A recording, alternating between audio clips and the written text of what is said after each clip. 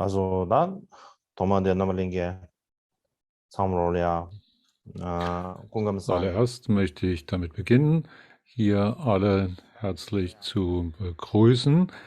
Ich hoffe, dass es euch gut ergeht. Heute ist der 9. Tag dieses Ayakchema Frühlingsdamas. Und über was ich heute gerne mit euch sprechen würde, ist die 7. gute Tat.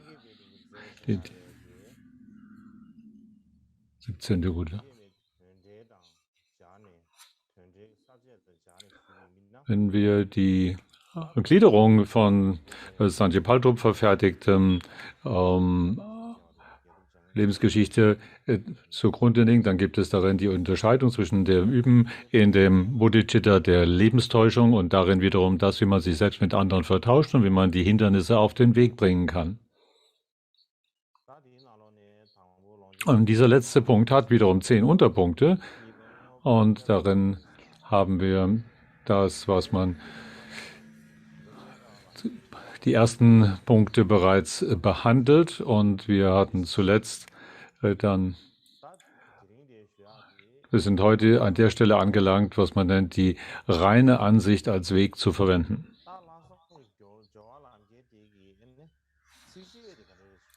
Und wenn wir den Vers dazu anschauen, der damit einhergeht, dann heißt es, für Selbst- und Fremdwohl Bodhi zu vollbringen, mutlos grämen, bang, erschöpft sein, weit entsagt, ist unaufhaltbar froher Herzenseifer anzuspornen.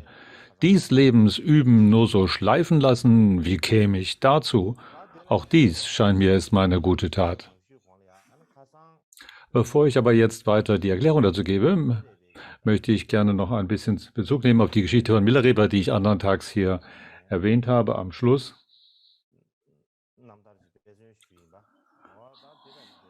Ich hatte ein Beispiel gegeben aus dieser Lebensgeschichte und dieses Beispiel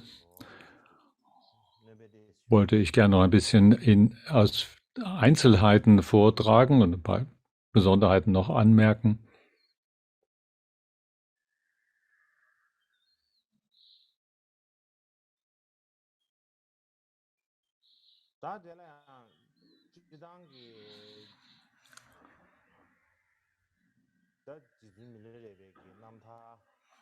Ganz allgemein, wenn wir die Lebensgeschichte von Milarepa betrachten, da gibt es viele verschiedene Erzählungen und darin ist die wichtigste, die bekannt ist, von Zangyen Heruka verfasste Lebensgeschichte.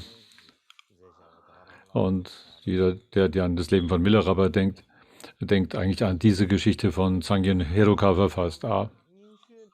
Aber die allererste von diesen Lebensgeschichten, die von Milarepa verfasst sind, oder die authentischste vielleicht, wenn man so will,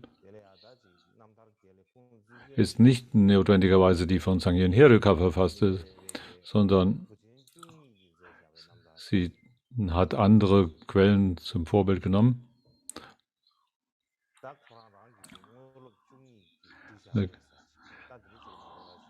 Da gibt es zum Beispiel die Geschichte, die von den 12 seinen großen Schülern von Milarepa verfasst sind.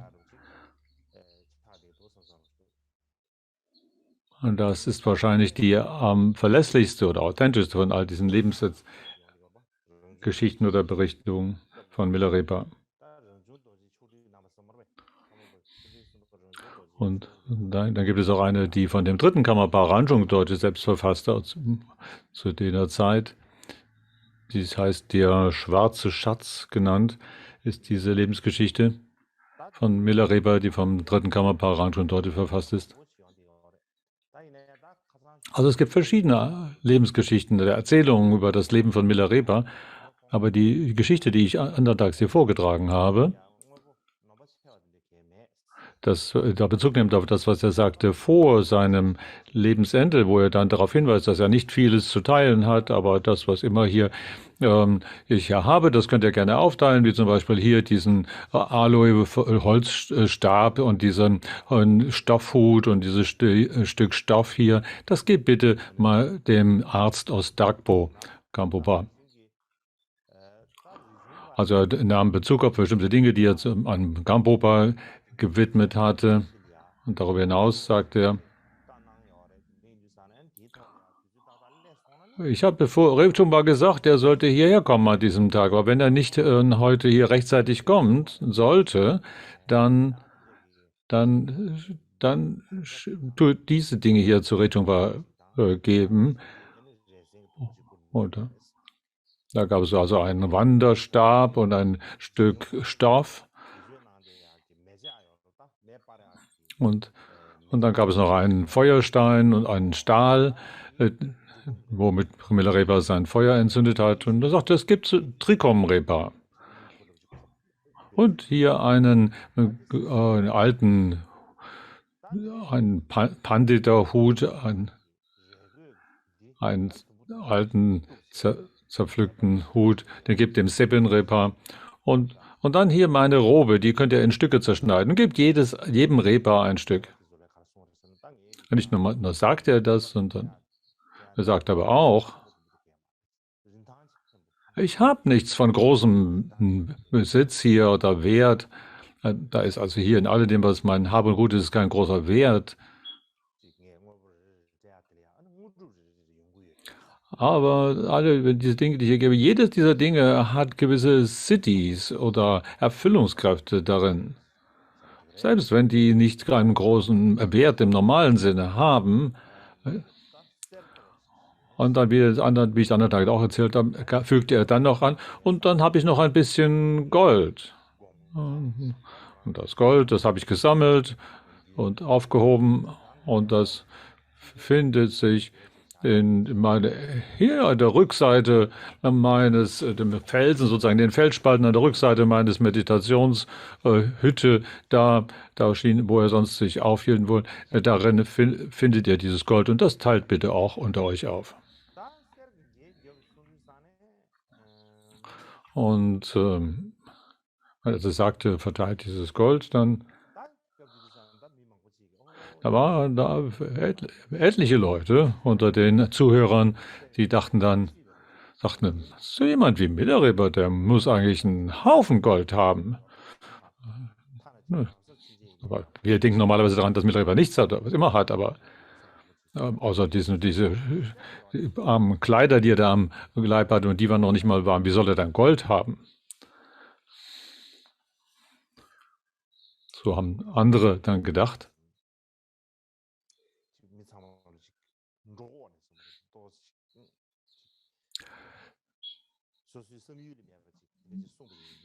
Einige waren da sehr erstaunt und dachten, was höre ich da? Das ist doch jenseits meiner Vorstellung. Das kann mir nie überhaupt nicht denken.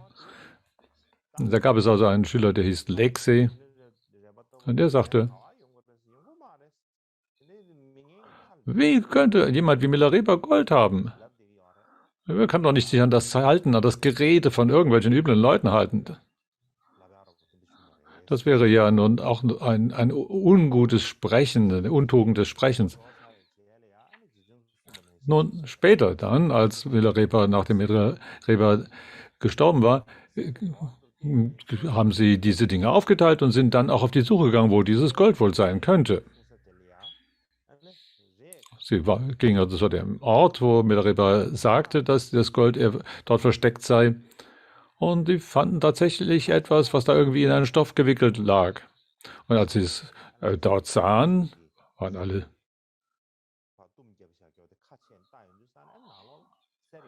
Dann haben sie es sofort geöffnet und reingeschaut, und da war kein Gold darin.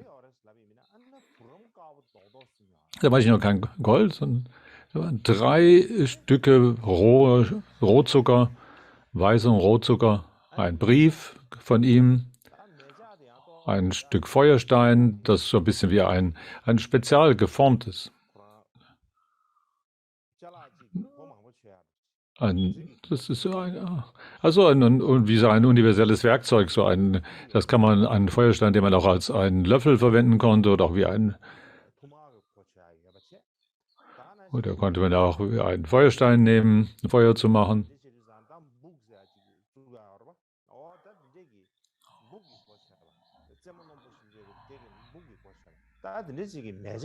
Und dann braucht man manchmal auch so etwas, um Löcher zu machen. So ein, oder auch wie ein Messer verwendbar, also ein universal verwendbares Werkzeug, dieser Feuerstein. So wie Leute, die Nomaden sind, es eben tun.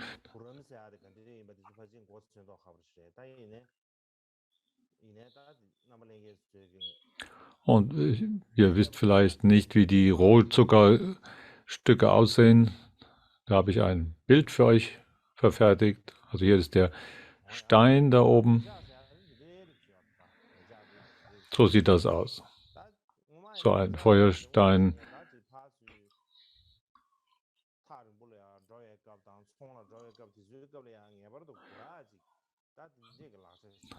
Das ist etwas, was man unbedingt dabei haben muss, wenn man unterwegs ist. Und später dann haben die Leute daraus etwas gemacht, was irgendwie ein Schmuckstück ist, was man herumträgt. Aber damals war es wirklich nötig. Und da unten sind die Rotzuckerstücke.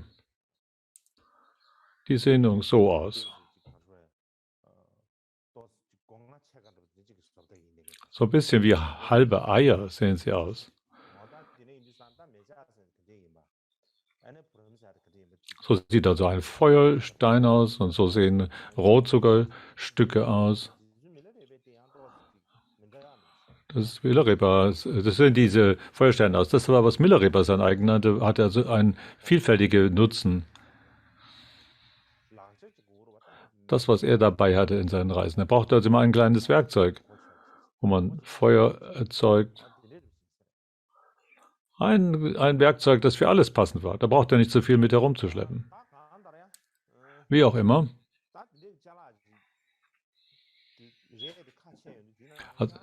Als wir dieses Stück Stoff da aufgewickelt hatten, was da in der Ecke lag und dann hineinschauten, da waren alle diese Teile darin. Und dann schauten sie auf den Brief, den er dort hinterlassen hatte. Schneide die Zuckerstücke mit dem Messer und wenn ihr es aufteilt, wird definitiv für alle genug da sein. Für jeden wird genug Zuckerstück da sein. Und da ist auch dieses viereckige Stück Stoff und das schneidet auch mit dem, wo der Zucker dran eingewickelt war, das schneidet ihr auch mit dem Messer in Stücke und solange wie dann auch Leute sind, wird dieses Stück nicht weniger werden. Und dann gibt es einige Leute, die vielleicht gedacht haben, oh, Milarepa könnte vielleicht doch Gold irgendwie aufgehoben haben. Den Leuten stopft Scheiße in den Mund. So, zu diesem Moment also, das war ein Moment, wo eigentlich alle vorher sehr mit Trauer erfüllt waren durch das Vonscheiden von Milarepa, aber als sie dieses jetzt lasen und sahen, da brachen sie alle in Lachen aus.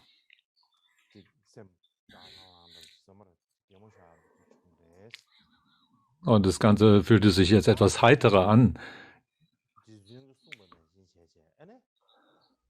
Und dann taten sie, wie Milarepa ihnen geheißen. Und nachdem sie alle die verschiedenen Rituale alle erfüllt hatten und die Sponsoren und Schüler dort versammelt waren, begannen sie, diese Zuckerstücke zu zerteilen. Und es war tatsächlich etwas sehr Wundersames darin. Und da waren diese 2 Stückchen Zucker und dann hatte sie, ja, und wenn man sie in dem Messer zerteilte, dann zerfiel es in 2 Teile. Die sollten normalerweise kleiner sein als das Ausgangsstück. Aber das Erstaunliche war, wenn immer sie dieses Stück zerteilten, dann war mit dem Messer, dann wurden sie nicht weniger, dann waren 2 Bruchstücke vorhanden, die genauso groß waren wie das Originalstück. Und so haben sie das in 2 geteilt und dann in die 2 wieder in 4 und dann nach weiteren Teilen waren es 8. Und dann diese 8 wieder in 16 und diese 16 wieder in 32, wie auch immer. Es schien niemals ein Ende zu nehmen. Und da war dieses Stück, viereckige, weiße Stück Baumwolle. Und das haben sie mit dem Messer ebenso zerteilt und auseinandergerissen. Und dann wurde dieses Stück nicht kleiner, sondern jedes dieser Teile, den sie zerteilt hatten, war wieder genauso groß wie das Original. Und dann konnten sie aus 2 4 machen und aus 4 wieder 8 und aus 8 16 machen. Und kurz gesagt, also jeder, der dort da war, konnte ein Stück Zucker abbekommen und ein Stück von diesem Stoff. Und nicht nur das, sondern dann haben sie diese rohen Zuckerstücke genommen,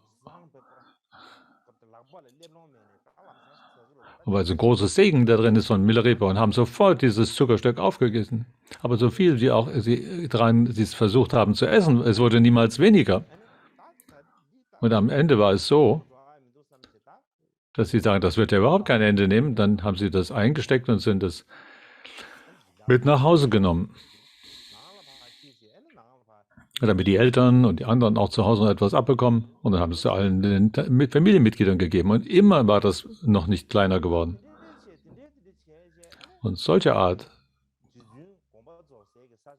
war nach dem Fortschreiten von Milarepa in der gesamten Gegend, dort wo er verstarb, in Yenam oder in Train und Yangnam, in dieser Gegend, jeder in dieser Gegend hat für ein ganzes Jahr einen unerschöpflichen Vorrat an von diesem Rohzucker gehabt. Niemals hatten sie einen Mangel an diesem Rohzucker.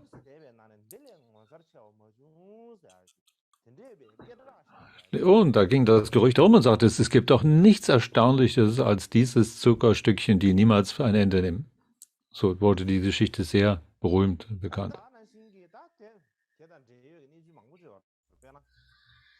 Es gibt viele andere Begebenheiten zu diesem Zeitpunkt. Ein Jahr nachdem Milarepa verstarb, als sie dort eine Erinnerungszeremonie abhielten, und bei anderen besonderen Tagen kamen plötzlich wunderbare Klänge von allen Richtungen des Himmels zu vernehmen. Es ist wirklich ein ganz einsamer Platz, muss man sich vorstellen. Es gibt da keinerlei irgendwelche Tonaufzeichnungsgeräte und so weiter. Aber plötzlich kommt da ein wunderbarer Klang und Melodie mitten aus dem Raum mit einem Regen von Blumen, so dass die kleinen Kinder, die Jungs und die Mädels dort herumrannten in dem gesamten Tal, um diese diese Blüten aufzusammeln. Nachdem sind sie sozusagen hintereinander hergerannt, und da jedem eine Handvoll solchen Blüten genommen hat, dann haben sie versucht, damit wegzurennen, und die anderen, die keine Blüten abbekommen haben, sind hinterher gelaufen, um ihnen dann auch noch ein paar Blüten abzunehmen.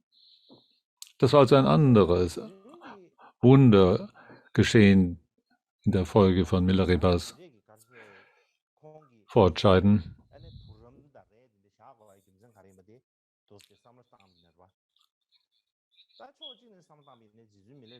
Und man muss darüber nachdenken, warum hat Milarepa nur diese ganzen Zuckerstücke und so weiter zurückgelassen?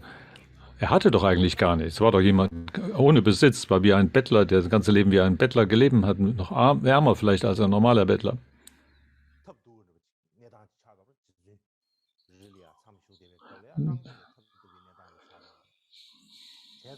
Als er in den Bergen verweilte, war er sozusagen wie ein Bettler, hat er gelebt, oder noch ärmer als ein Bettler. Er hatte nichts, was er sein eigen nannte oder sein Besitz, das er Hab und Gut angesammelt hat, außer vielleicht diesen Zuckerstückchen und ein Stückchen Stoff. Sondern deshalb war dies wie ein Geschenk von Milarepa an alle, die da eine Verbindung hatten, die eine Art Souvenir, das er ihnen überließ. Und seine sehr gütige Haltung, mit der er das gegeben hat, das zeigt im Grunde, dass Milarepa von einem sehr gütigen Charakter war. Immer auf das Wohl der anderen bedacht. Das sollten wir zur Kenntnis nehmen. Manchmal denken wir, jemand, der so intensiv Dharma übt, das ist so eine Person, die ganz von außerordentlicher Selbstdisziplin bis zur Starrsinnigkeit, vielleicht unflexibel im ganzen Charakter ist. Milarepa war keinesfalls in dieser Weise. Ich denke, ein Grund, warum er all diese kleinen Erinnerungsstückchen an die Leute dort hinterlassen hat, ist zu der Zeit, als er starb, wie es in der alten Lebensgeschichte heißt, in der alten Version, nachdem ich gestorben bin, 7 Tage lang, sagte er, lasst mich einfach so und berührt mich nicht. Lasst meinen Körper 7 Tage lang völlig unberührt. Nach 7 Tagen, dann werde ich etwas zu sagen haben. Als die Kinder sagten, da hat er was zu sagen, das haben die Schüler gedacht. Nachdem er gestorben war, haben sie seinen Körper beschützt, haben das 7 Tage lang gewartet. Als der 5. Tag kam, konnten einige Leute nicht warten. Sie wurden unruhig. Ich denke, was soll das jetzt hier? Was könnte passieren?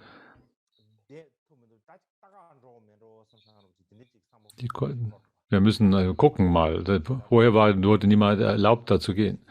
Dann haben die Schüler gesagt, nein. Der Millereber hat gesagt, ihr sollt 7 Tage warten, wir sollen 7 Tage lang den Körper nicht berühren, also nicht stören.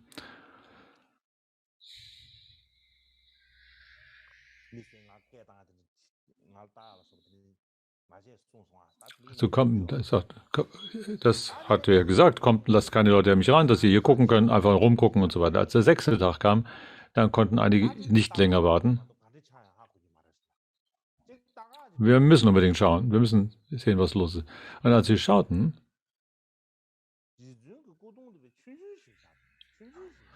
da war sein Körper sehr klein geworden, er war geschrumpft gewissermaßen. Der ganze Körper war geschrumpft.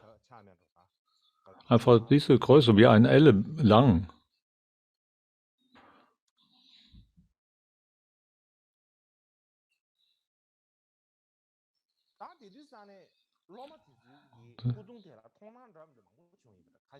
Das heißt, dass zu jeder Zeit die Schüler unterschiedliche Wahrnehmungen von Milarepa hatten. Eine sah ihn als Shenresig, einige sahen ihn als eine Vase oder andere Visionen hatten sehr unterschiedliche Art. Jedenfalls, nachdem alle diese verschiedenen Visionen haben, wenn wir ihn jetzt alleine lassen, dann würden am Schluss nichts mehr zu übrig sein von ihm, keine Überreste, dann haben wir dann gibt es keine Reliquien mehr, dann gibt es nichts, was man dann noch als Erinnerung mitnehmen kann und als weiteren Gegenstand der Verehrung. Da gibt es keine Reliquien, wenn wir jetzt einfach das so laufen lassen. Und viele Schüler und die Sponsoren hatten große Hoffnungen und Erwartungen. Und sie entschlossen sich, den Körper dann doch zu verbrennen, wie das so üblich ist. Aber normalerweise immer so eine Verbrennung, so eine Kremation organisiert. Dann gibt es irgendwelche Reliquien, die übrig bleiben. Aber da war nichts, was übrig blieb. Nichts, was auch immer, blieb dann übrig. Alles verschwand, so wie Regenbogen sich auflösen. Nichts, was auch immer, blieb da übrig. Normalerweise, wenn man etwas verbrennt, den Körper verbrennt, dann gibt es wieder einen Verbrennungsgeruch, der da entsteht. Nichts war da. Es gab nur Regenbogen, die auftraten. Keine Reliquien, keine Überreste, gar nichts. Und es gibt viele Geschichten darüber. Aber das gab keine Reliquien, nichts war da übrig. So hatten sie nichts, was auch immer, was sie da mitnehmen konnten für ihre Familien als weiteren Gegenstand der Verehrung.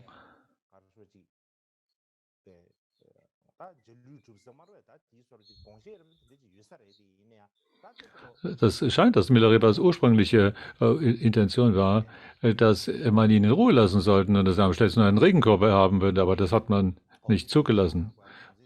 Deswegen hat er am Schluss, da hat er vorbeugend eben diese Zuckerstücke und diese Stoffstücke hinterlassen.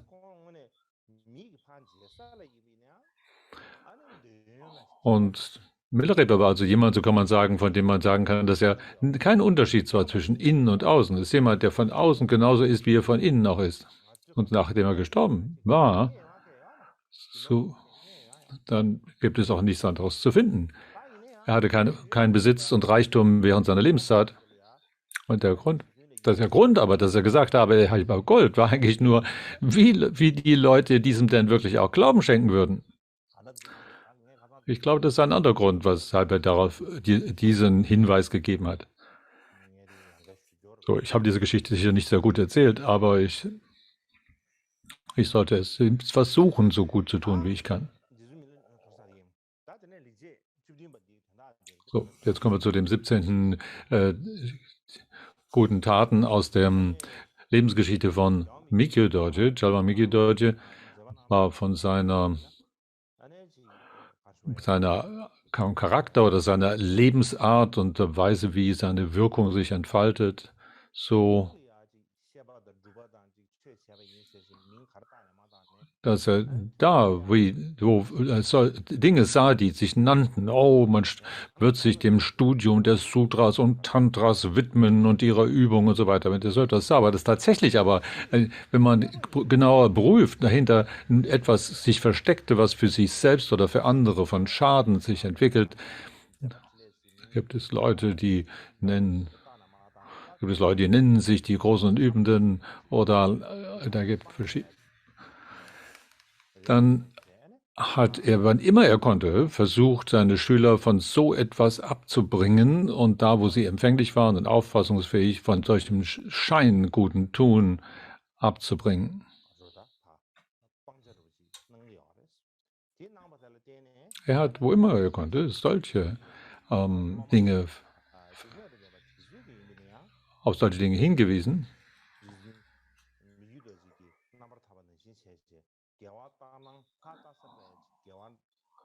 Und solche, die seinem Vorbild folgten,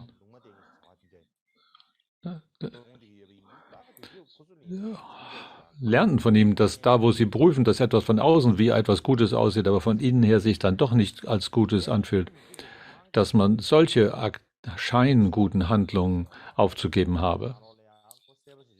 Dorje sagt doch in seinen 100 kurzen Unterweisungen, wenn es darum geht, anderen zu helfen, das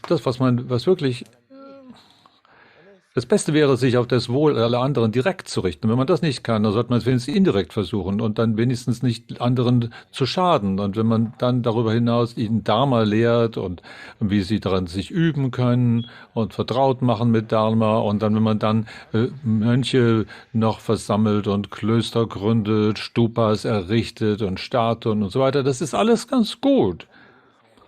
Wenn alles das, was immer einem zu Gebote steht und in den eigenen Fähigkeiten umsetzt, und dann wird daraus große Gutheit sich vermehren und dann wird zu einer Ursache dafür großartiges Buddha-Erwachen. Wenn man aber anfängt damit, am Anfang ohne eine gute Absicht, die Aufmerksamkeit ist nicht auf das Wohl der anderen gerichtet, oder auch während man in der Handlung selber ist, darin nicht auf das Wohl der anderen, sondern vielleicht sogar auf den Schaden der anderen aus ist, dann, selbst wenn es von außen so aussieht, als sei man dem Zuhören, dem Lernen von Dharma verpflichtet, der Übung sich verschrieben und sich vertraut machen, und dann, es sieht aus wie eine große Menge des Vermehrens von Guten, aber es kann niemals die Ursache für Buddha-Erwachen werden. Dann es bräuchte wenn, dann wäre es ein reiner Glücksfall.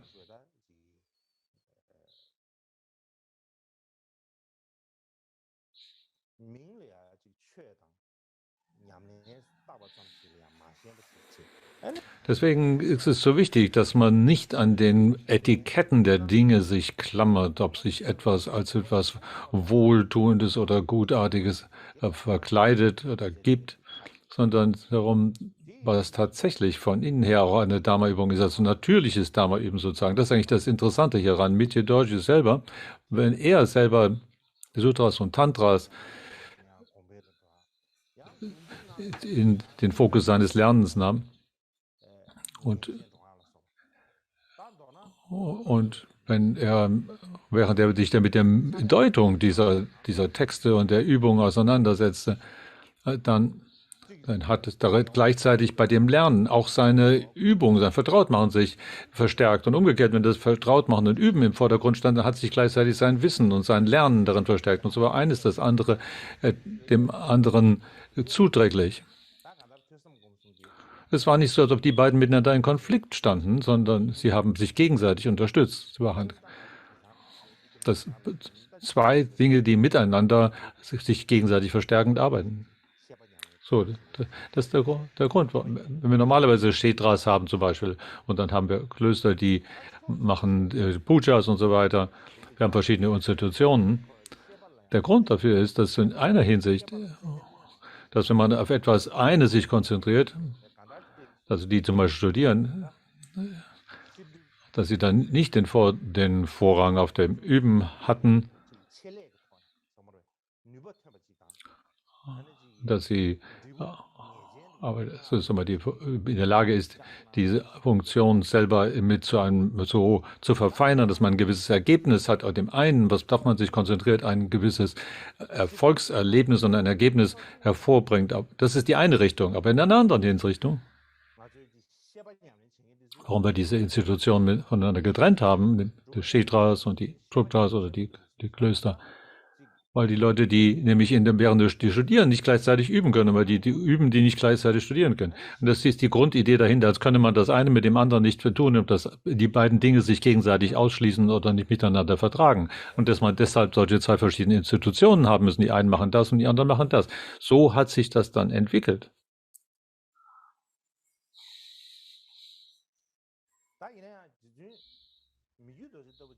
Aber wenn man das Beispiel von Mikidoji nimmt, jetzt in Mikidoji zu seiner Zeit, in Tibet, war das eine sehr verkommene Zeit, eine schwierige Zeit, eine korrupte Zeit. Die Leute waren von geringerer Auffassungsgabe. Sie waren also wirklich nicht ganz helle, nicht sehr helle. Die meisten waren auch sehr, ja, wie wilde Gestalten, die, kann man sagen, wilde, verrückte Unholte, die da um ihn waren. Und er war in der Mitte all dieser, somit wie voller reiner Absichten, so wie ein weißer Lotus, der mitten in dem Sumpf wächst und so weiter. Und er hat, immer, wenn er sich in Großzügigkeit geübt hat, dann war gleichzeitig das auch sein Wohlverhalten, sein angemessenes Handeln verstärkt. Und immer, wo immer sich ein angemessener Handeln verstärkt, gewidmet hat, war das gleichzeitig auch seinem großzügigen Geben und Schenken zuträglich und so weiter. Diese beiden waren miteinander verträglich. So ist nicht so, als ob das eine Handlung, gute Handlung, die andere gute Handlung ausschließt, sondern im Gegenteil, es kann so sein, dass sich beide Handlungen gegenseitig verstärken. Dass wenn man zum Beispiel in Debatte lehrt oder mit jedem anderen Gelübde gibt oder gibt Unterrichtungen oder gibt Abhishekas und Instruktionen und so weiter und Überklärungen und Übertragungen. Oder selbst wenn man diese 7 Schritte Gebete spricht und so weiter mit Herzensabsichten darin zu nähren und so weiter, was immer wir auch tun oder was er tat, in allem, was Michi dann tat, hat er ein unaufhaltsames Vordrängen. Er hat niemals gesagt, das machen wir vielleicht morgen. Ach, lassen wir das heute erstmal so ruhen und dann machen wir morgen weiter oder so, sondern er hat in allem eine unersättliche Art des niemals zufrieden zu sein mit dem, was gerade jetzt schon erreicht ist. Er hat niemals diese Idee, ich kann das nicht tun oder schaffe das nicht oder bin dafür nicht geeignet. Wie auch schwierig die Art war, die Aufgabe, die er sich genommen hatte voller Begeisterung, voller Herzensansporn und natürlich hat er in all dem, was er getan hat, viele Schwierigkeiten getroffen, also auf Widrigkeiten gestoßen und er hat sich von all dem nicht abbringen lassen. Er hat alles, was er tat, zu vollkommenes Buddha-Erwachen gewidmet, in all seinem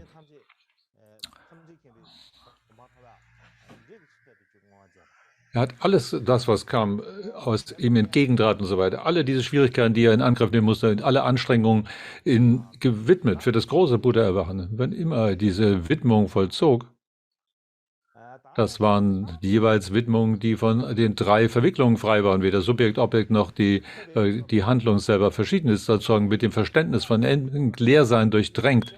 Und egal, ob er nun sich dem Gehen oder dem Ausruhen oder dem Liegen, dem Sitzen oder etwas widmete,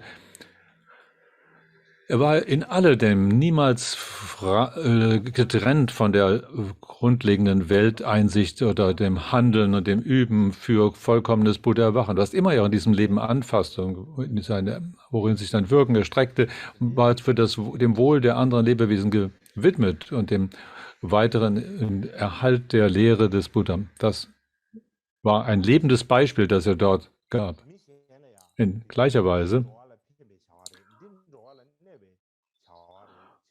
wenn er sagte, das ist eine Handlung, die für andere gut sind, dann, oder das andere ist etwas, was anderen Leben schadet, dann hat er diese Unterscheidung getroffen zwischen dem, was er zeigt den Leuten, was ist der Kernpunkt von dem, was wirklich für andere hilfreich ist und was ist etwas, was anderen tatsächlich Schaden zufügt, und hat das eine tun, das andere lassen. Und er selber hat sich dem verpflichtet, hat diese Dinge niemals miteinander vermengt, sondern er ist einen sich nicht irrenden Weg gegangen, was immer auch an Handlungen zeigte, ob es im Lernen oder Nachdenken oder im Üben sich erging. Aufgrund seiner natürlichen Kraft, die er dort zeigte, war während seines Übens oder gesammelten Verweils, hat sich sein Verständnis und sein Nachdenken vermehrt, und was immer er auch im Nachdenken und Üben war, dann Lernen war er auch gleichzeitig, hat es seine Sammlung verstärkt. Es war niemals ausschließlich das eine oder das andere. Alle dieses Üben, was er tat, sie haben sich gegenseitig verstärkt, waren gegenseitig zuträglich, waren etwas, das zum Wohle aller anderen Lebewesen einen Beitrag leistete. Man könnte sagen zum Beispiel, dass dies ein lebendiges Beispiel für befreiendes Handeln, was wir verstehen sollten. Hierbei ist Michi-Deutsche war immer beschäftigt. Er war die ganze Zeit beschäftigt, Leute zu belehren, zu unterweisen, hatte Briefe zu schreiben, hat Unterhaltungen mit anderen zu führen, auch sogar Scherze oder Tee zu trinken, manchmal mit Essen beschäftigt, dann wiederum andere Leute zu überwachen, zu schauen, ob sie auch alles richtig machen und Ratschläge zu geben für andere. Und dann morgens und abends hat er seine eigenen Übungen abgehalten, Gebete und Wünsche und viele, viele andere Dinge zwischendurch an jedem Tag. Und von außen konnte es so aussehen, dass er unglaublich beschäftigt war. Er war die ganze Zeit mit irgendwelchen Dingen, während und dann hatte man den Eindruck, auch wenn er dieses jetzt tut, dann hat er keine Zeit für etwas anderes zu tun und so fort. Für mich dort war das in keiner Weise. Er hat alles war angefasst. Alle die Dinge, die er tat, haben sich niemals gegenseitig gestört, sondern haben sich gegenseitig verstärkt und unterstützt. Es gab niemals eine Situation, wo irgendeine Handlung mit einer anderen Konflikt ging und die andere behindert hätte. Zu dieser Zeit hat Michi-Deutsche ein Wort verfasst. Wenn man in seine Schriften schaut, dann gibt es vielleicht 100 verschiedene Schriften, die er verfasst hat, Bücher, die er verfasst hat. Und Sanjay Paltrop, sein Diener, hat das zum viel von diesen niedergeschrieben. Und das war also in alledem noch, dass er 100 Bücher hat verfasst und aufgeschrieben. In allem, was er tat, war Michi-Deutsche jemand von unglaublicher Begeisterung und Arbeitseinsatz und Arbeitsbereitschaft. Eine weite Sicht über die Lehre des Buddha und in welcher Weise dies für andere von Hilfe wäre. So, vielleicht ist jetzt der Moment, dass wir unsere 30-minütige Teepause begehen sollten.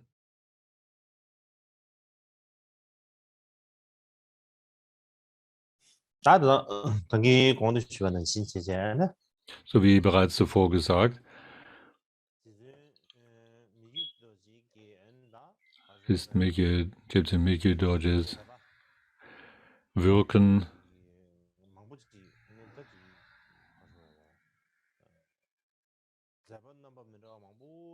von einer großen, vielgestaltigen Art. Über viele Aktivitäten, denen er sich gleichzeitig erging. Das über Lernen und Nachdenken und Üben wurde niemals sich gegenseitig behindern. Viele Situationen gab es in seinem Leben. Und was er in seiner eigenen Lebensgeschichte darüber sagt, in einem Lied, das dem gewidmet hat. Darin heißt es, von außen angeschaut gibt es nichts, was nicht getan wird, von innen untersucht, von was auch immer, tun frei, genau bedacht, kann dies Verstand nicht fassen. Yangchen Sarmas Lebensart, wer mag sie ergründen? Also das ist eigentlich der Kernpunkt dabei. Von außen her betrachtet war Mikudodji jemand, der in was auch immer sich engagieren würde. Es gab nichts, was er beiseite lassen würde. Er hat sich in allem engagiert. Von innen her, auf der anderen Seite, wenn man darüber nachdenkt, von innen her geprüft und untersucht. Das heißt nicht, was die äußeren Anschein dessen betrifft, sondern von innen her, wenn er sein eigenes Handeln überprüfte, dann war er eigentlich von allem Tun frei. Da war er in der Lage, frei von jeder Art von planvollem Handeln zu sein. Und weil er jederzeit, zu jedem Zeitpunkt in tiefer innerer Sammlung war. Und wenn man das anschaut, in seiner eigenen, in der gesamten Aktivität, dann ist diese Aktivität, die er dort zeigte, ein von unglaublicher, erstaunlicher, beeindruckender Weise. Yangchen Sarma sagte hier, ist ein anderer Name für Mikudodji. Mikudodji hatte viele verschiedene Namen. Yangchen Sangpo, Yangmingchen Sangpo. Viele ähnliche Namen der Art. Zu jener Zeit benutzte er den Namen Yangchen Sarma.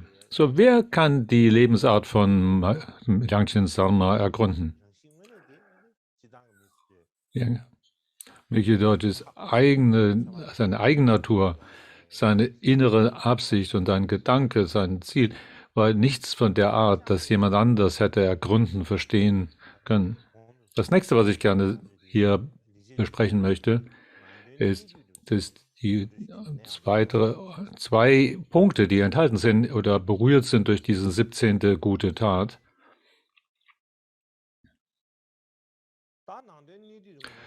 Dass, wenn man die Kernbedeutung von diesem 17. guten Tat darauf vorstellen möchte, dann gibt es zwei Kernpunkte, die man darin erkennen könnte. Das erste ist, dass sein Erfahrungssammeln, den Tag und Nacht ohne Unterlass, als 24 Stunden gewissermaßen. Und das andere war, dass er in der Lage war, viele verschiedene Arten von Erfahrungssammeln miteinander zu kombinieren.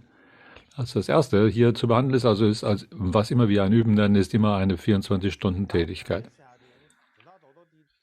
Wenn wir über solches Üben oder Erfahrungssammeln, dann ist der Kernpunkt dabei, das Dharma, befreiende Informationen zu üben, ist etwas, was wir 24 Stunden ohne Unterlass eigentlich im Blicke haben sollten. At jeder Zeitpunkt unseres Lebens sollte damit verbunden sein, Aufmerksamkeit, Gewahrsein, Umsicht und so weiter zu nähren. Das sollten wir verstehen. Wie können wir das genau anwenden auf das, was Dharma üben oder Erfahrungssammeln im Sinne von Dharma genannt ist? Ein solches Üben oder Erfahrungssammeln, wenn man darüber in einer leichten Weise spricht, dann ist es ein schrittweises, folgerichtetes Vorgehen, wo wir uns systematisch mit unserer Bewusstheit vertraut machen. Ein System oder eine Strategie, wie wir uns langsam, beharrlich vertraut machen. Was ist also der Gegenstand dieses Vertrautmachens? Es ist etwas, das unser Verhalten, unser Leben tatsächlich in Körper und Sprache verändern soll und dann darin eben unsere Geisteshaltung, unser Gemüt verändert. Es ist etwas, was man auch als ein Korrigieren, ein Berichtigen unseres Geisteshaltung nennen könnte. Eine solches Herzens- oder Geistesschulen hat also zu tun damit, dass wir uns vertraut machen. Das nur einmal zu tun, bringt keine große Veränderung herbei, sondern etwas, das muss von Wiederholung, Wiederholung, von wieder und wieder tun geprägt sein. Nur dann können wir eine Veränderung erwarten. Wieder und wieder sich vertraut zu machen, hat hier einen Kernpunkt.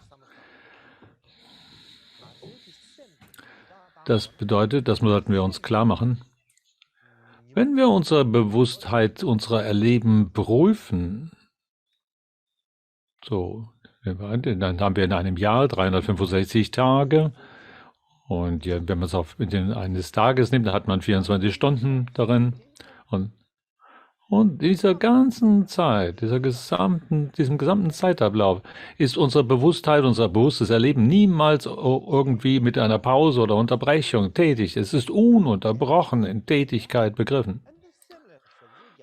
Und während unser bewusstes Erleben sich vollzieht und arbeitet, da gibt es niemals einen Zeitpunkt, wo man es einfach so lassen kann, diese Aufgabe, die unsere Änderung herbeizuführen, dort einfach schleifen lässt oder es außer Acht lässt. Also hat unsere Bewusstheit eine 24 Stunden, 350 Tage im Jahr in Arbeit begriffen und auch 24 Stunden am Tage. Deswegen müssen uns unsere Trainings- und Übungs- und Schulungsaufgabe auch diesen 24 Stunden gewidmet sein. In kurz gesagt, also der Kernpunkt darin ist, das, was wir als Erfahrungssammeln oder in Erfahrungssammeln umwandeln bezeichnen, bedeutet, dass das ganze Leben mit einbezogen sein muss. Unser Leben muss unser Üben wird Erfahrungssammeln werden. Unsere Übungserfahrung, es muss das Leben sein. Und um ein Beispiel dafür zu geben, um dieses gut zu begreifen, will ich ein Beispiel nehmen. Nehmen wir an, wir wären ein bisschen beleibt. Etwas übergewichtig, wo unser Arzt uns rät und sagt, es wäre gut, doch etwas Gewicht zu reduzieren. Also müssen wir uns diesem Ziele widmen und da müssen wir uns ein bisschen anstrengen dafür, dass wir Gewicht verlieren. Um dieses Gewicht zu verlieren, brauchen wir ein körperliches Handeln, eine Tätigkeit, ein Üben. Wir brauchen einen Platz, wo wir unseren Körper trainieren können, zum Beispiel ein Fitnessstudio, wo wir dann verschiedene Gewichte erheben oder andere Übungen machen. Es gibt viele verschiedene Arten von Übungen, denen wir uns widmen können und diese müssen wir tatsächlich tun. Wir brauchen ein gewisses Maß an Anstrengung darin. Wir brauchen nicht nur eine Anstrengung da drin, sondern jeden Tag, wenn wir Zeit haben, sollten wir es tun. Da sollten wir rumlaufen und so viel bewegen wie möglich. Jede Gelegenheit zum Bewegen benutzen, zum Beispiel 10.000 oder 20.000 Schritte jeden Tag zu tun, wäre gut. Und darüber hinaus noch mit dem Essen muss man aufpassen. Das Essen ist zu begrenzen. Wir können nicht einfach irgendetwas essen. Wenn wir das nicht tun würden, sondern wir gehen in ein Fitnessstudio für eine Stunde am Tag und für eine Stunde arbeiten wir uns ab und richtig kommen ins Schwitzen und machen harte Übungen, so viel wie wir können. Und dann kommen wir nach Hause und sitzen einfach nur da herum, liegen in unserem Bett oder bewegen uns kaum. Das würde nicht funktionieren. Und wenn wir dann obendrein noch ohne eine Zurückhaltung unserem heftigen, kräftigen Essen uns widmen, dann wird die gesamte Anstrengung, die unglaubliche Anstrengung, die wir da investieren in diesem Fitnessstudio, völlig nutzlos sein. Wir werden nämlich nicht in unserem Gewicht abnehmen. Und wenn wir nicht Gewicht abnehmen, können wir auch nicht gesunden. So ist eigentlich auch das Üben und Erfahrungssammeln von Dharma. Das ist nicht so, dass man einfach hier das damit getan wäre, dass man irgendwo auf einem quadratischen Kissen eine Weile herumsitzt, dann eine Stunde am Tag oder so. Manche Leute können noch nicht mal eine Stunde still sitzen. Und dann steht man auf von diesem Kissen und denkt, jetzt haben wir alles erstmal hinter uns zurück und die ganze Übung ist sozusagen so, wie man ein Buch zumacht und sagt, okay, das ist es jetzt soweit. So eine Art von Erfahrung sammeln oder üben wollen,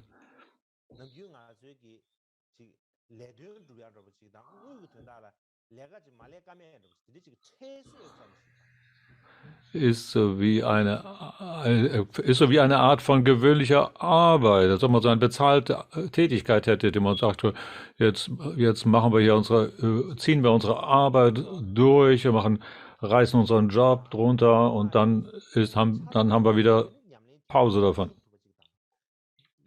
Was wir tatsächlich tun sollten, wirklich unsere Dharma üben, zu integrieren mit Körpersprache und Bewusstsein, die gesamte Kraft ist da hineinzustecken. Und wir sollten darüber begeistert sein. Wir sollten die Gelegenheit mit voller Freude auf uns nehmen.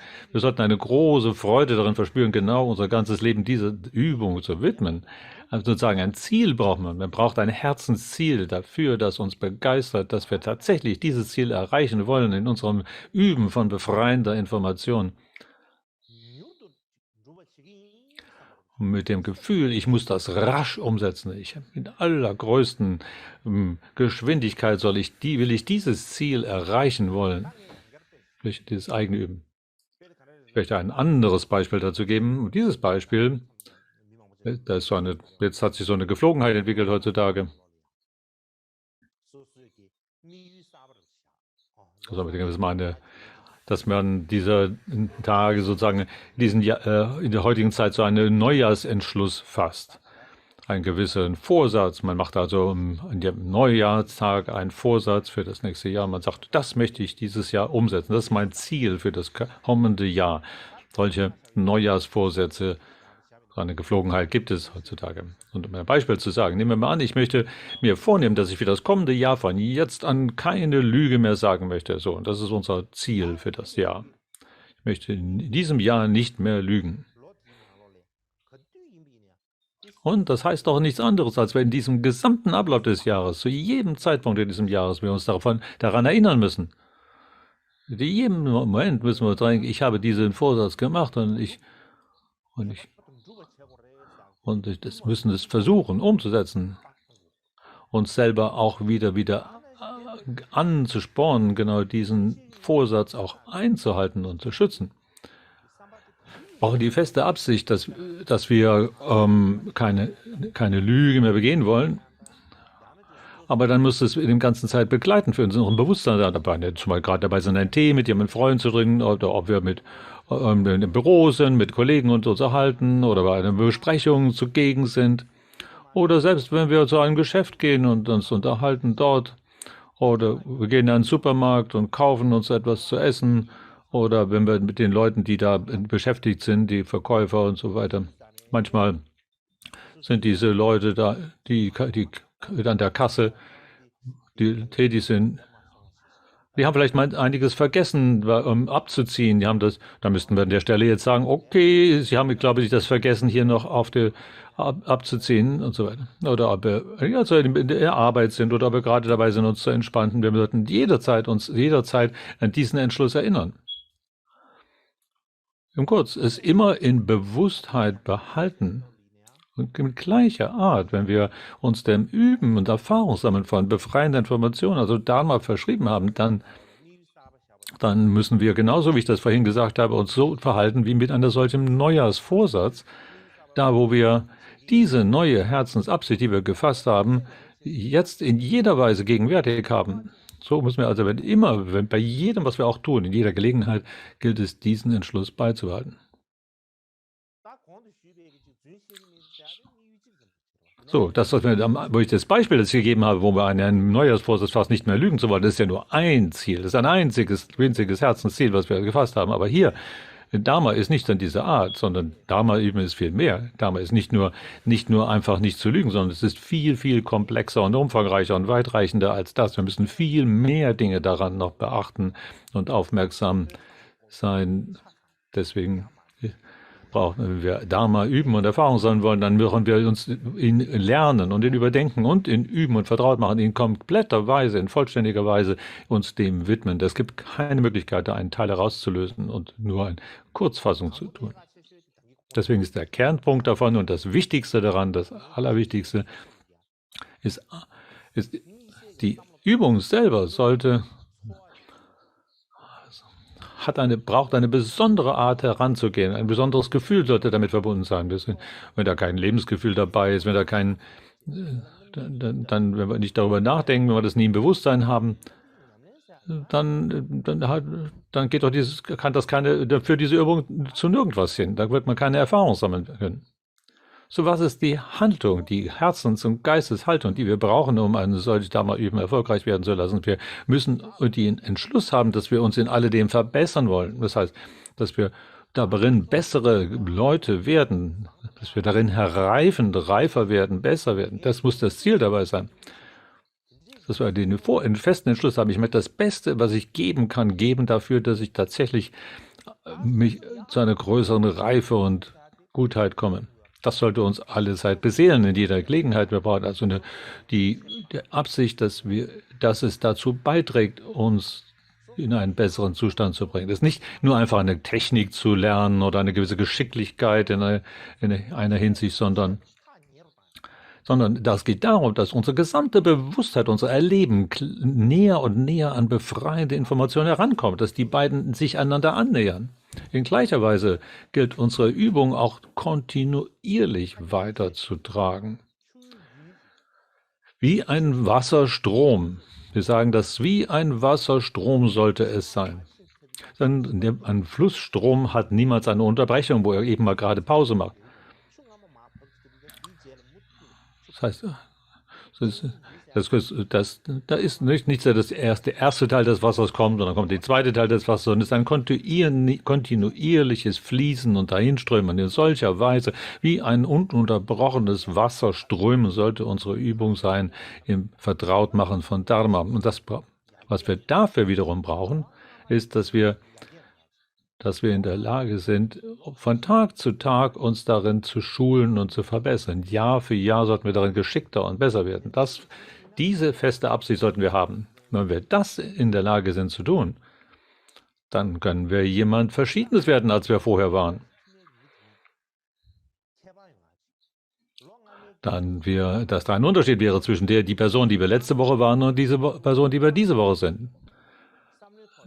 Dann ein Unterschied zwischen uns, jetzt im Jahr und in dem vorherigen Jahr. Eine tatsächliche Veränderung, die wir in der Lage waren herbeizuführen. Aber, wie auch immer, wenn wir über Anstrengen oder Mühen sprechen, dann ist da eine Schwierigkeit. Wie wir auch immer sein, manchmal werden wir so ein bisschen gelangweilt. Wir sagen, ach du liebes bisschen, ich brauche mal wirklich mal ein bisschen Pause, ich brauche ein bisschen Ruhe, muss mal ein bisschen mehr rumspielen. Jeder denkt mal so. Weil wir voll müde werden davon, ermüdet. Und wenn wir also Tadama üben, dann ist es da, wo wir richtig hart dran sind und uns mühen und dann ermüdet und erschöpft uns fühlen, dann ist es wichtig, dass wir tatsächlich auch zu einer Ruhe kommen und dazwischen ist auch völlig okay. Das ist nichts daran, kein Makel daran, einfach sich auszuruhen, weil es eben eine so wichtige Tätigkeit ist. Weil wir uns eingestehen, sagen, für eine so wichtige Tätigkeit brauche ich auch eine Ruhe. Aber wir müssen gleichzeitig dabei auch vorsichtig sein, umsichtig. Wenn wir darin nicht vorsichtig oder umsichtig sind, dann kann in diesem Ruhen wollen die Gefahr darin sein, dass sich darin unsere Trägheit und Faulheit vermehrt. Wenn wir also so hart arbeiten, dann ist es wichtig, dass wir uns immer wieder daran erinnern,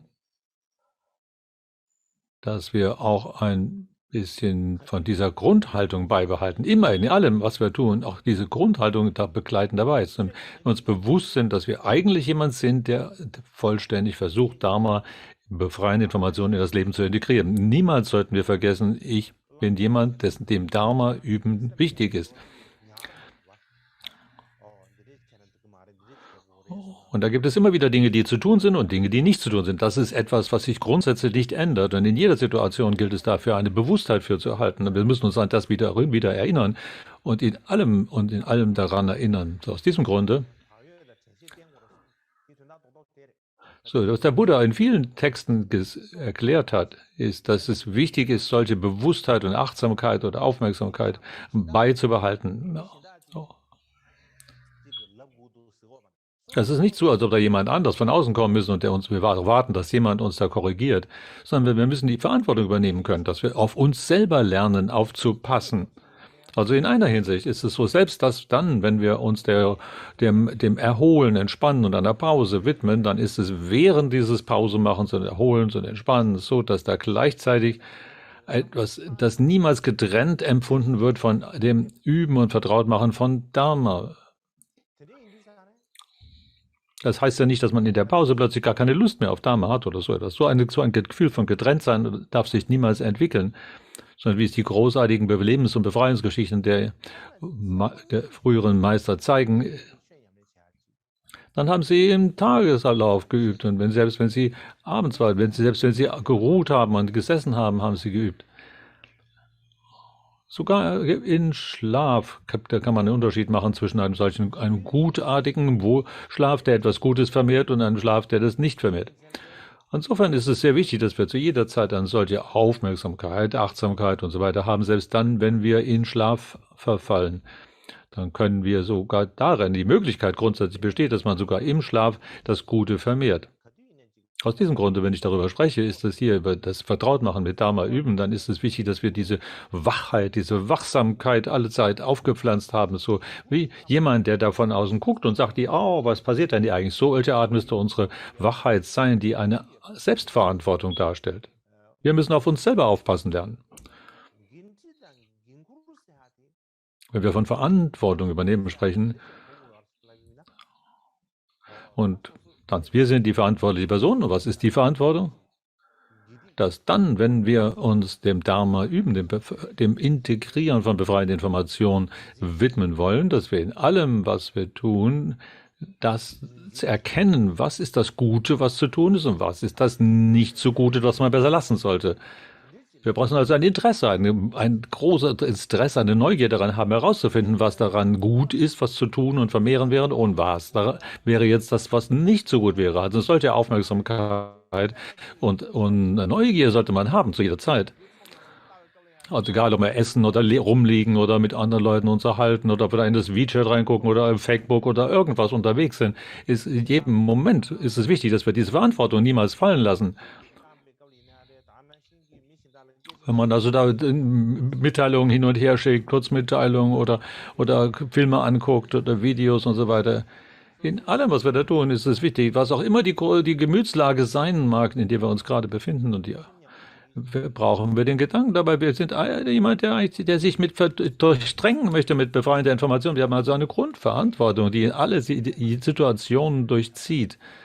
Und wenn wir dieses Verantwortungsgefühl haben, und zusätzlich damit, dass wir niemand anders Schaden zufügen, sondern doch darüber hinaus anderen einen Wohl oder Nutzen bringen wollen, dass wir also etwas Gutes in die Welt bringen wollen, sondern dass wir nicht nur dem Lebewesen und der Lehre des Buddha keinen Schaden zufügen, sondern einen Nutzen spenden wollen in diese Welt, dann kommen wir zum zweiten Punkt.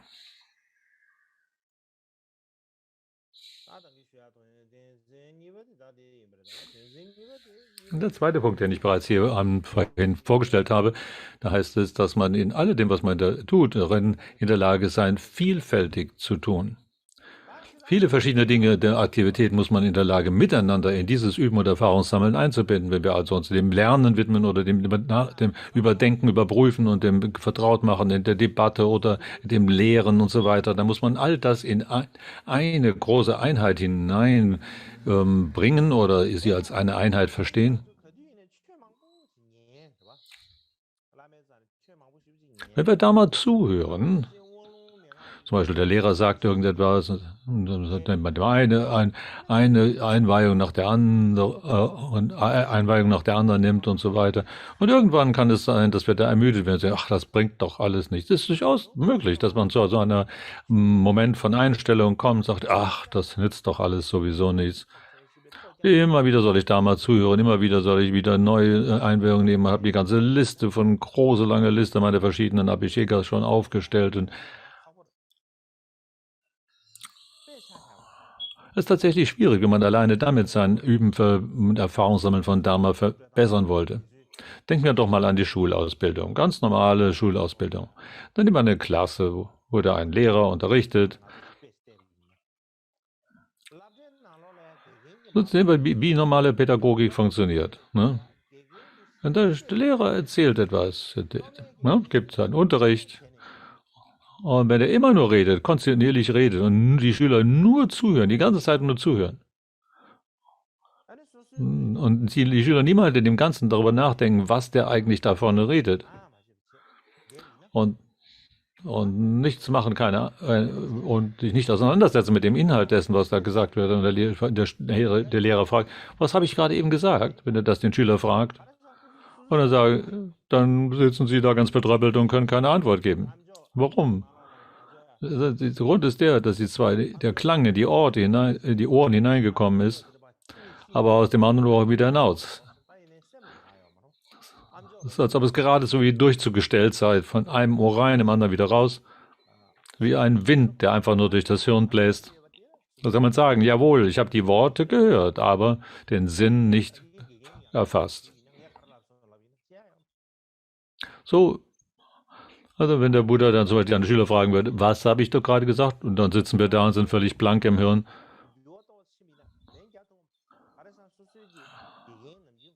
Und wenn er wenn die Frage ein klein bisschen anders gestellt wird, als es vorher die Worte gebraucht wurden, und dann kann man schon die Antwort nicht mehr geben. Weil nämlich deshalb, weil wir zwar die Worte beachtet, aber nicht den Sinn verstanden haben. Also wir haben niemals auf den Inhalt der Worte geachtet und sind wir voller Unverstand. Aus diesem Grund ist es, das heißt also praktisch, dass man innerhalb dieser Klasse im Grunde das meiste daran gar nicht verstanden hat. Und in gleicher Weise wäre das so, wenn man auf Dharma bezogen in der Lage hier ein Dharma-Lehrer uns unterrichtet. Und wenn man über den Inhalt dieser Worte niemals nachdenkt, nur die Worte alleine betrachtet, da haben wir einen Namen für im Tibetischen,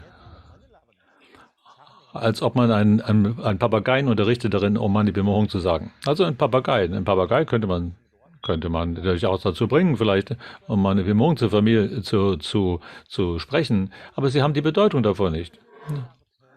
Sie können es sagen, aber das alleine hat garantiert in keiner Weise, dass dieser Papagei auch die Bedeutung davon verstanden hat.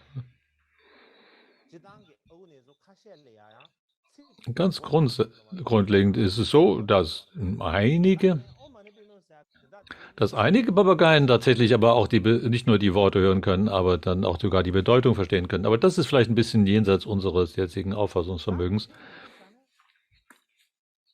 Jedenfalls aber, aus diesem Grunde ist es während des Lernens, während des Nachdenkens und des vertrautmachenden Übens von dieser Information, ist es wichtig, dass wir in dem Ganzen alle drei miteinander verbinden und zu einer Einheit verschmelzen.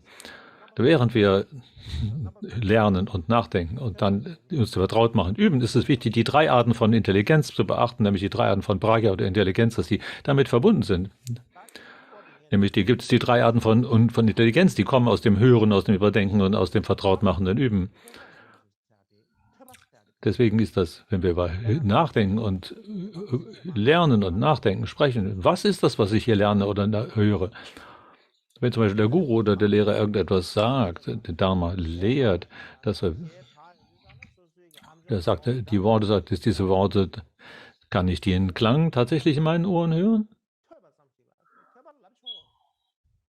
Dann können wir sagen, okay, ich habe es gehört. In meinem Bewusstsein ist das Hörerlebnis angekommen, aber das bloße Hörerlebnis, ist das in der Lage, irgendeine Art von Intelligenz in uns hervorzubördern? Damit die Weisheit des Hörens entsteht, brauchen wir nicht nur das bloße Hörerlebnis, dass wir die Worte wohl vernommen haben, sondern wir müssen auch über die Bedeutung nachdenken. Wir müssen die Bedeutung dieser Worte im eigenen Bewusstsein begreifen, ein Verstehen davon geschehen lassen. Selbst wenn wir ein gutes Verständnis haben, wenn wir vielleicht noch nicht alles im Detail verstanden haben, wir brauchen ein gewisses Anfangsverständnis dafür, wenn man nämlich beim Hören dieses nicht entwickelt, dann ist da keine Intelligenz, die daraus entsteht. Wir brauchen also, und wenn man keinerlei Art von Intelligenz oder Verstehen entwickelt mit dem bloßen Hören, dann wäre das nicht zuträglich. Das ist nur das alleine der Aspekt des Hörens betrachtet. Und ja, das ist noch das Nachdenken oder Überprüfende, dann die Intelligenz, die aus dem Überprüfen und Überdenken entsteht.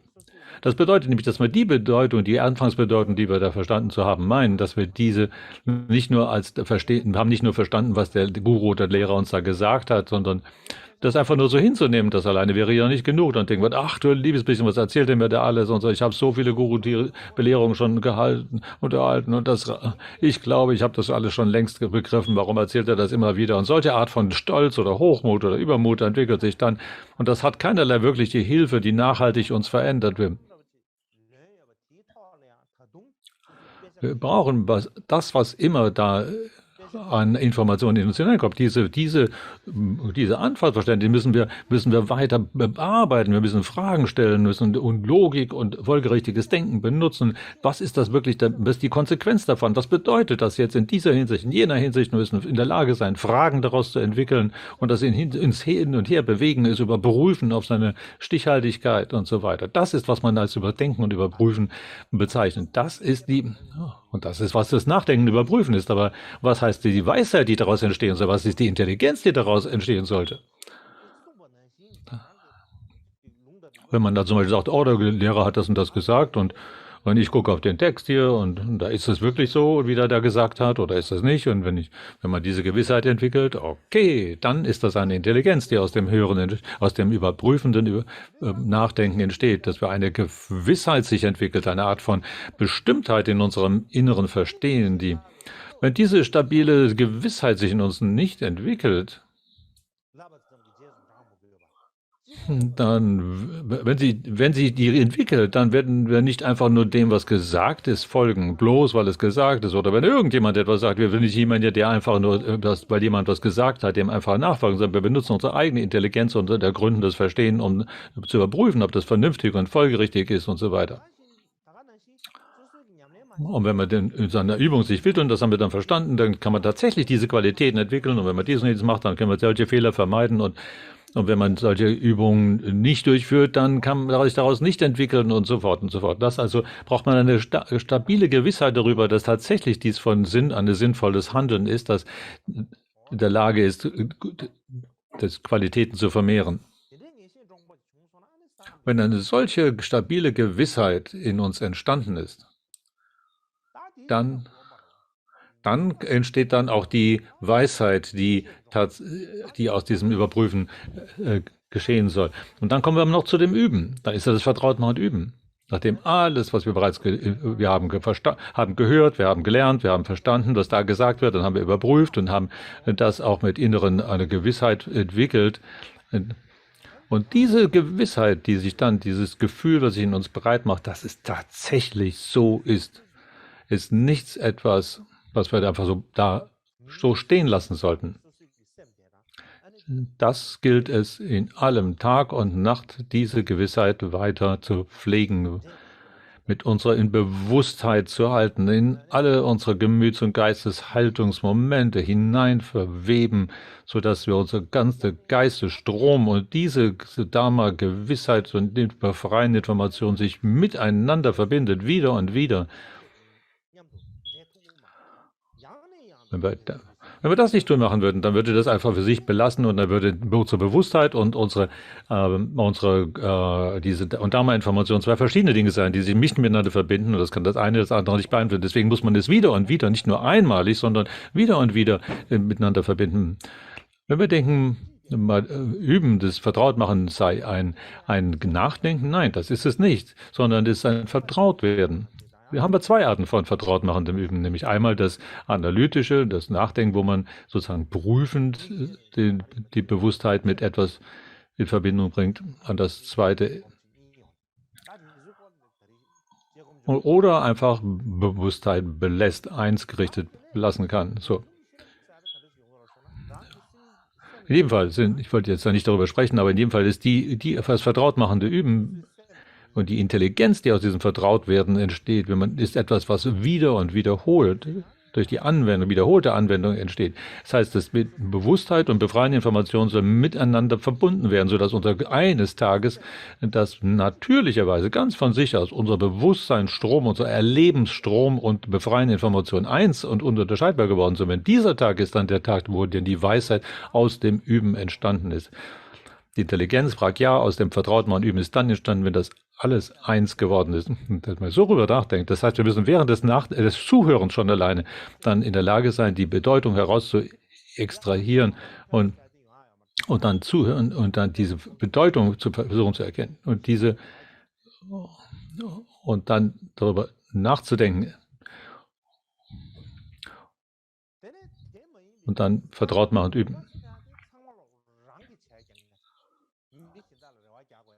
Das Erste ist, dass man tatsächlich sich nach den Erwartungen der anderen richtet. Man muss nämlich erstmal das zuhören, was überhaupt gesagt wird. Und das andere die anderen beiden hängen alleine an unserer eigenen Verantwortung. Dass wir darüber nachdenken, dass wir uns der Bedeutung tatsächlich innerlich aneignen und dass wir dann vertraut machen, daran bleiben. Das ist unserer eigenen Verantwortung überlassen. Und so müssen verstehen, dass ob unsere Dharma üben unter Dharma Erfahrungssammeln sich gut gerät, ist in der Lage, dass der ein Drittel alleine hängt nur von dem Lehrer ab.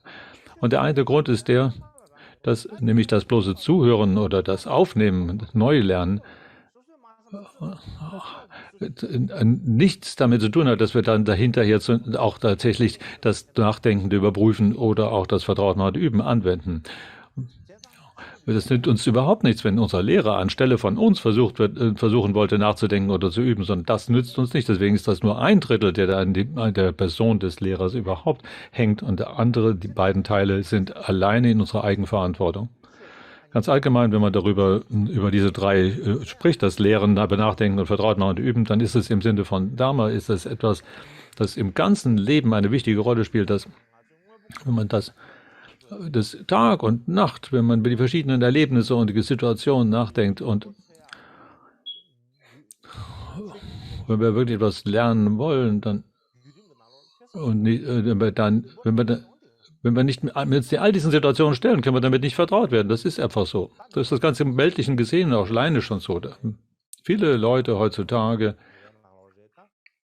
ob sie in Indien sind oder in Tibet oder in der Himalaya-Region, was die Region sich befinden, was die so denken. Die sagen, oh, da gibt es Amerika, dieses großartige Land, große Amerika, das ist so großartig und so mächtig. Dieses wahnsinnig großartige Amerika ist eine hochentwickelte Zivilisation. Wenn ich da mal hingehen könnte, eines Tages werde ich mal nach Amerika gehen und dann habe ich so viel gelegen und das ist die Chance meines Lebens und dann kann ich so viel Geld machen, wie ich will und dann habe ich viele Freunde. Ja, das hört man so von Leuten und dann hört man das immer. Alle Leute reden diese Art. Und wenn man das immer mal so hört, das ist erstmal das Hören, ne, das Hörerlebnis.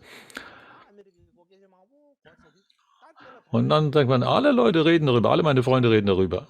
Ja, und dann denken wir darüber nach, was ist denn das Amerika? Was bedeutet das denn? Wir haben vielleicht plötzlich ein Interesse daran, wollen herausfinden, sind vielleicht sogar ein bisschen begeistert und neugierig geworden, was das für ein Land und diese Kultur sein. Da lesen wir Bücher über Amerika und dann sehen wir Videos aus YouTube und gucken uns das an und lernen ein bisschen mehr, wie das Leben dort ist oder amerikanische Movies, die wir gucken, Kino und so fort, Hollywood. Und dann, damit wir ein bisschen mehr Gefühl dafür kriegen, was damit gemeint ist, was Amerika bedeutet. Aber wenn man all diese Sachen schaut, wenn man die Bücher anschaut oder diese Filme anguckt, dann lernen wir zwar mehr über Amerika, aber ist das tatsächlich die Erfahrung? Haben wir tatsächlich die Erlebenserfahrung davon, wie es ist, in Amerika zu sein? Nein. Um tatsächlich da wirkliche Erfahrung zu haben, wie das in Amerika ist, müssen wir tatsächlich nach Amerika auch uns begeben. Und da müssen wir da auch nicht nur einfach hingehen, sondern auch dort bleiben und wir müssen dort arbeiten und darin eine neue Erfahrung sammeln. Das ist also eine neue Erfahrung, die tatsächlich in uns entsteht, eine Erfahrung, die direkte Erfahrung ist. Nur dann, wenn wir direkt in Kontakt haben, tatsächlich in Amerika angelangt sind, dann können wir eine solche Erfahrung sammeln.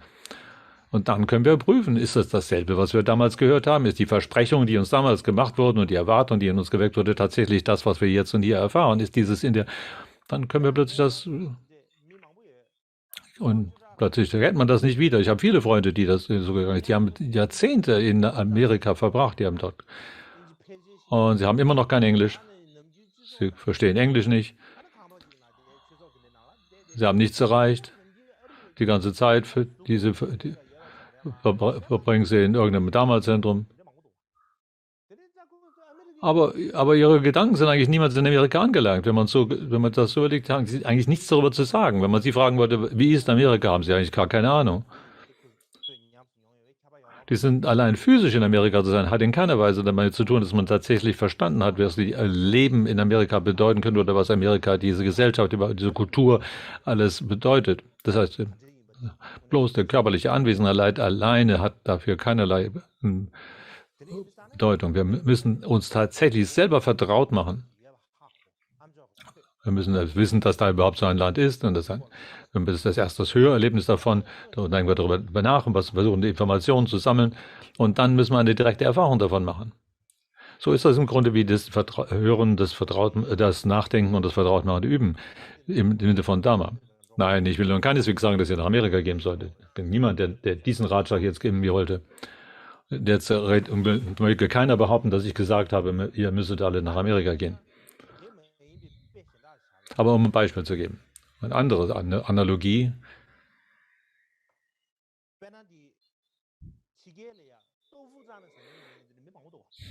Nehmen wir mal an, Leute, die noch niemals Tofu gegessen haben, ne? Nehmen wir mal an, diese Art von Sojazeug, es gibt Leute, die haben niemals Tofu gegessen. Viele Leute im Westen haben Tofu noch niemals gegessen. Vielleicht haben sie ein Wissen darüber, dass es da Tofu gibt. Und da fragen sie sich, was ist das? Mag das sein? Also, aber wenn man dann plötzlich ein Interesse daran entwickelt hat, dann beginnen wir nachzuforschen und sehen, was soll das sein, Tofu, was weiß man darüber, was ist das, welche Art soll das sein. Eines Tages gehen wir dann vielleicht in ein chinesisches Restaurant gehen und dann etwas Tofu bestellen und tatsächlich den Geschmack kosten. Dann haben wir ein direktes Erleben davon. Und dann können wir die direkte Erfahrung von Tofu machen. Nur dann können wir verstehen, was dieser Geschmack ist. Nicht nur, was andere Leute da so rumreden oder erzählen oder was man über sich nachdenken hat, versucht oder Vorstellungen sich zu machen, sondern man hat eine direkte Erfahrung des Geschmackserlebens von Tofu-Essen. Und so der Art ist das hier mit dem Dharma, dem Aufnehmen von Informationen, dem Überdenken und dem Vertrautmachen. So viel wir auch immer was immer wir an Leben, an Erfahrung sammeln wollen, egal welchen Bereich es ist, immer das gleiche Grundprinzip. Im Kurz gesagt ist das Hören oder Lernen etwas, die Anfangsinformation aufzunehmen.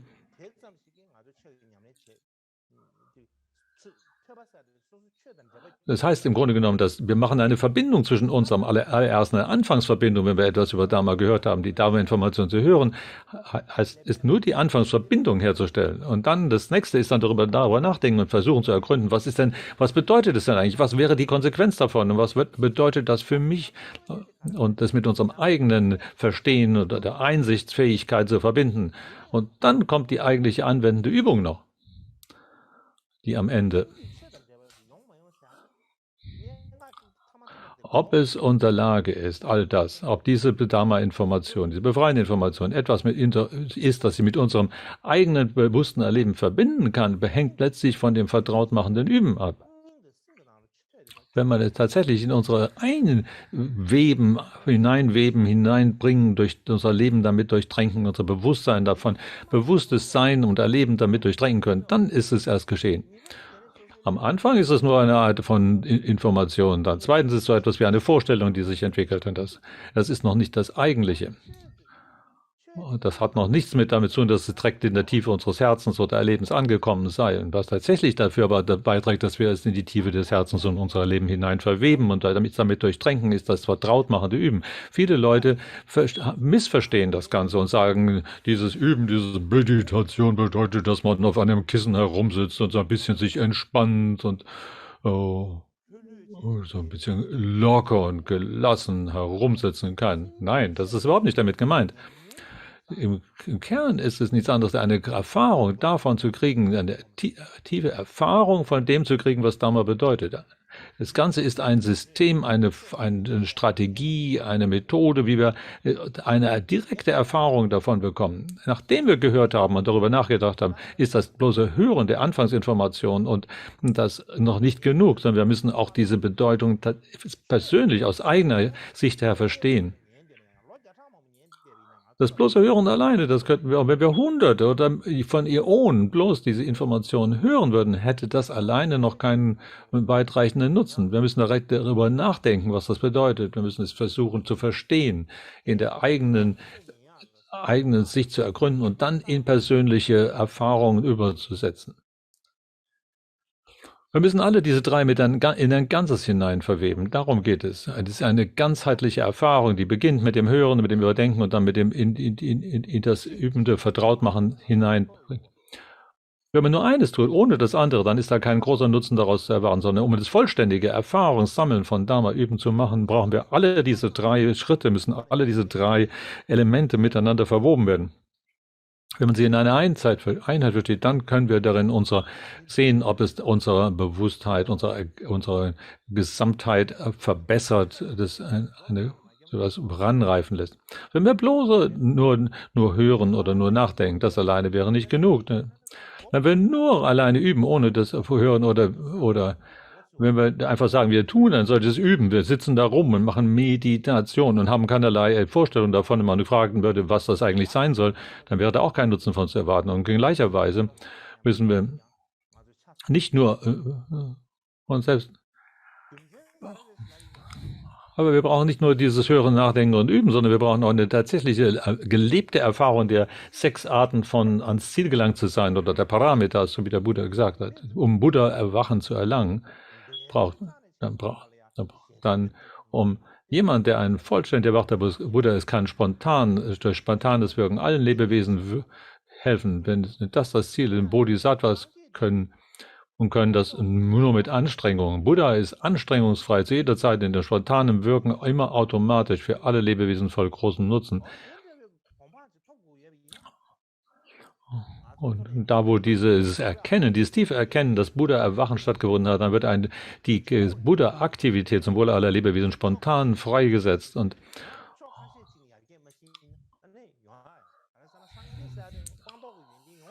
wenn wir aber nur einen Teil davon in diesem ganzen Prozess dahin zu kommen betreiben, dann werden wir niemals diese Vollkommenheit erlangen. So, deswegen ist es so wichtig, dass wir von allen verschiedenen Richtungen her angehen, dieses Projekt, und von jeder Hinsicht versuchen, das zu vermehren. So wie das in den Jataka-Geschichten der früheren Lebenszeiten des Buddha drin enthalten ist. Da hat er in einigen Lebenszeiten, wo Geduld im Vordergrund stand, das Üben. Dann gab es andere, über die freudige Anstrengung, Virya.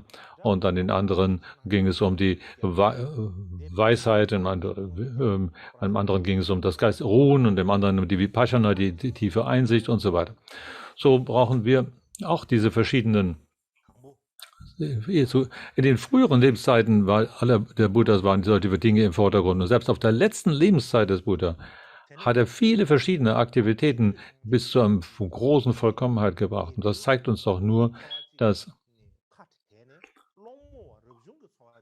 wenn wir ein königliches Leben hätten mit all diesem ganzen Luxus und so weiter, oder wenn man in einem Kloster leben würde, und dann hat er dieses ganze Königsreich hinter sich gelassen und und hat dann hat Dhyana oder tiefe Sammlung geübt und hat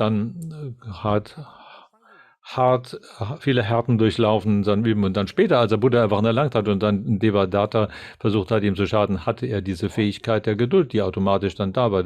Das also muss diese Schulung, den verschiedenen Qualitäten, die an das Ziel gelangt sind, diese Paramitas, muss man vorher geübt haben. So nehmen wir das Leben von Mikidot oder der verschiedenen Karmapas oder hier das Leben von des steht in Mikidot. Er hat nur 48 Jahre lang gelebt.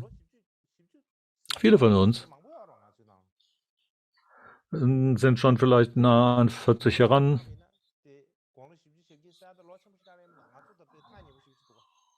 Und dann, wenn wir sagen, wir sind für 48, sagen wir, ach, da sind wir noch nicht alt. Aber er hat kein sehr langes Leben gelebt. Aber er hat in diesem Leben viele, viele erstaunliche, großartige Dinge vollbracht.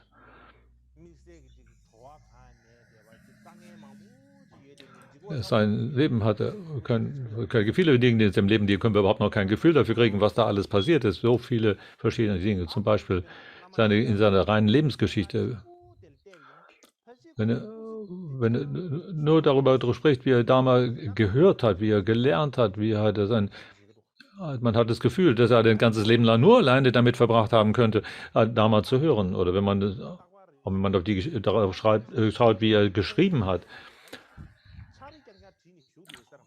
Wahrscheinlich hat er von morgens bis abends irgendetwas aufgeschrieben und man hat das Gefühl, wie die ganze Menge, die er hinterlassen hat an Schrift, die kann er nur dadurch bewältigt haben, dass er von morgens bis abends pausenlos geschrieben hat. Also könnte man je nachdem, auf welche Richtung betrachtet, hat man den Eindruck, dass er mit jeweils dem einen alleine schon beschäftigt genug gewesen wäre und dann noch sieht, dass er so viele verschiedene Dinge gleichzeitig gemacht hat und dann noch in die verschiedenen Orten war und hat mit den verschiedenen Leuten sich getroffen und ist die ganze Zeit herumgereist. Und wenn man das versuchen wollte, miteinander zu verbinden und sagen, wie kann er das gemacht haben? Das kann doch gar nicht sein, das ist überhaupt nicht möglich, dass er das in einem Leben gemacht hat. Und wenn man das ganze Leben mal beiseite lassen, sondern alleine wie wir in einem einzigen Tage. Wie viele Audienzen hat er jeden Tag? Wie viele Besprechungen jeden Tag? Das können wir nicht im Einzelnen alles vollständig begreifen. Also die schriftliche Lebensgeschichte, die Befreiungsgeschichte, gibt uns nur den ganz allgemeinen Überblick darüber, was geschehen ist. Aber so ist das sind das halt hier 48 Seiten, aber mehr ist das nicht. Aber selbst wenn man da auf die allgemeine Bedeutung schaut, allein ist das schon über alle Maßen großartig. Also wenn man über jemanden nachdenken wollte, der wie Mikidot, wie viele Härten er hat durchleben und einfach auf sich genommen hat und wie viel Nutzen er gebracht hat für andere, zum Wohle anderer. Ich hatte niemals sich in dem Gedanken ergangen, oh, jetzt habe ich hier tolle Dinge getan.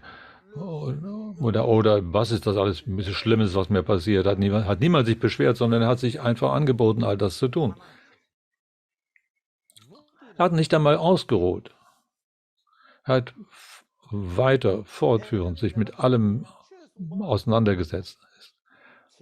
Hat sich allen Situationen gestellt, er hat nicht nur gelehrt, er hat auch gehört, er hat damals gelernt, hat Debatte gelernt und hat in vielen Gebieten, war er tätig, war involviert in verschiedenen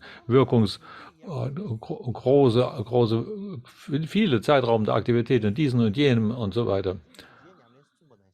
So wie es heißt, die Lebens- und Befreiungsgeschichten der früheren Meister sind, wenn man die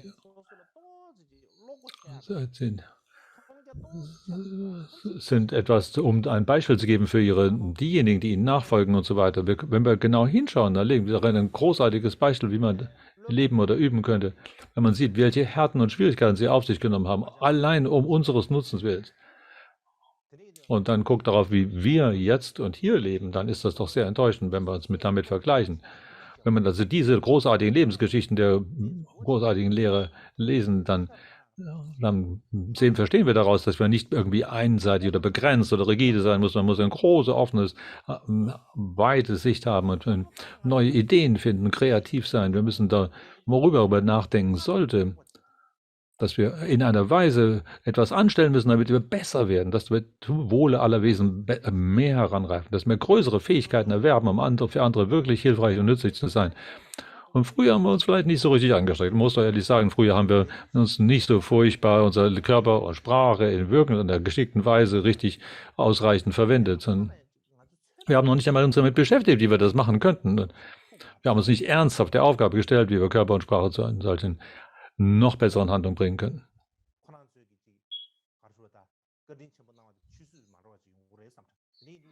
Also wie ich das gesagt habe, also es ist wichtig, dass wir die Güte und die großen Einsatz dieser großen Lehrer nicht Verschwendung sein lassen, sondern indem wir jetzt und hier einfach so leben und unser Leben nicht mit Dharma verbinden.